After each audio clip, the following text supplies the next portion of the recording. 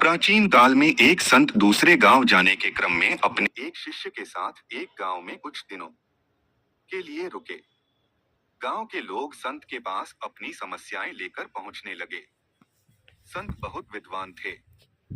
वे अपनी बुद्धि से सभी परेशानियों को दूर करने रास्ता बता देते थे।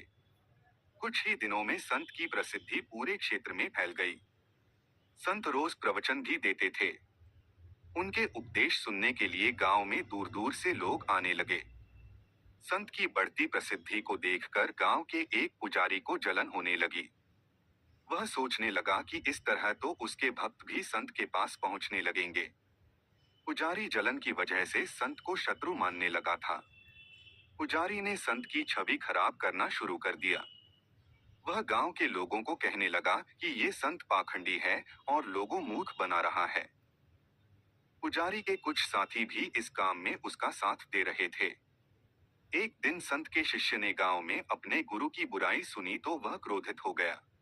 शिष्य तुरंत ही गुरु के पास पहुंचा और गांव में हो रही बुराई के बारे में बताया।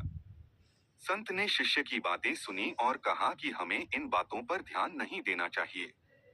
अगर हम उस पंडित से वाद विवाद करेंगे तो भी ये बातें चलती रहेंगी।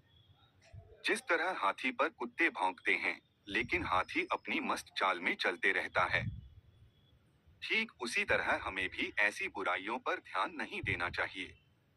अपने काम में मन लगाना चाहिए। संदेश यह जरूरी नहीं कि हर व्यक्ति आपके पक्ष में हो।